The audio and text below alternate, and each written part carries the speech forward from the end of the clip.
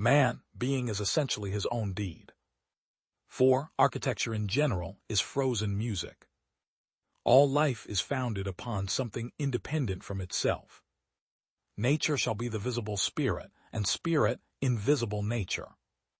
Poison does not attack the body, but the body attacks the poison. The past is known, the present is recognized, the future is divined. Die Nader schlägt im Menschen die Augen auf unbemerkt, das Seide ist.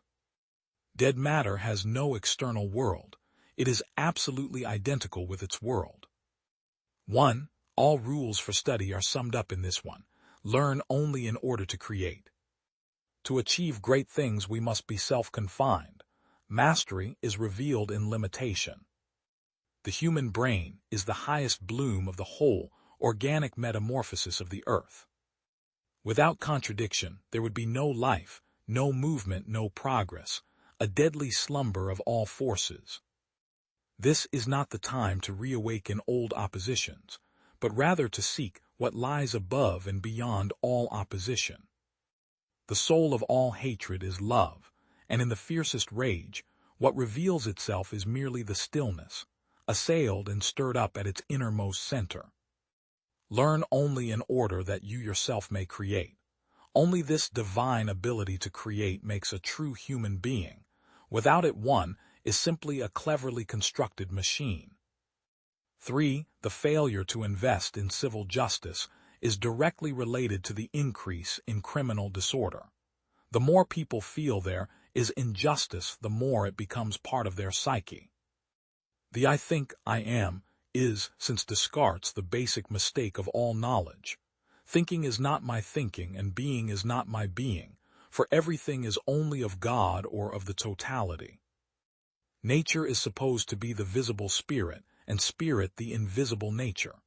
Here, therefore, in the absolute identity of the spirit within us and the nature outside of us, the problem of how a nature outside of us could be possible must be resolved. That which Dante saw written on the door of the Inferno must be written in a different sense also at the entrance to philosophy. Abandon all hope, ye who enter here. Those who look for true philosophy must be bereft of all hope, all desire, all longing. They must not wish for anything, not know anything, must feel completely bare and impoverished.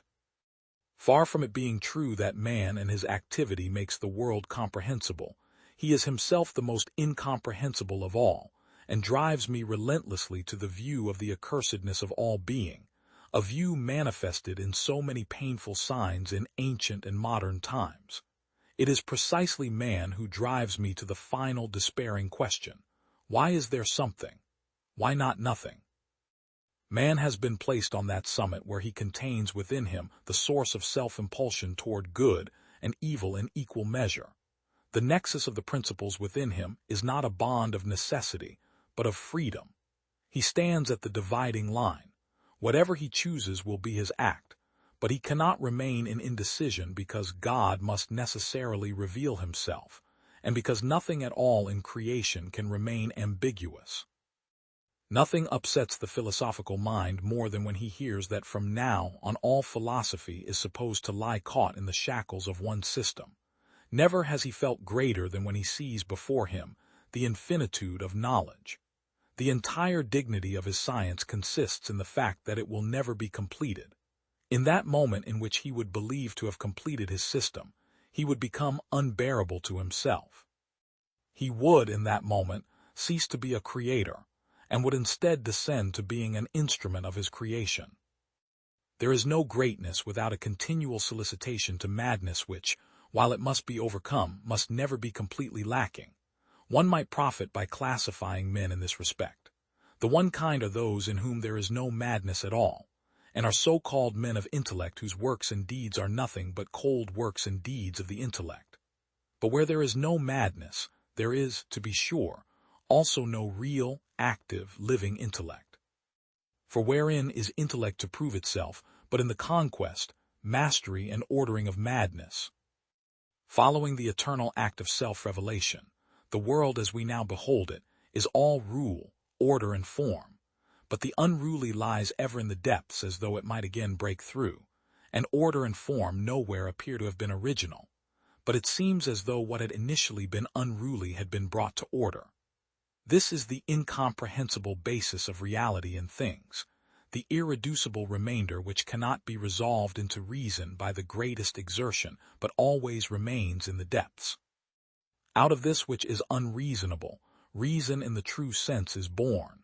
Without this preceding gloom, creation would have no reality. Darkness is its necessary heritage.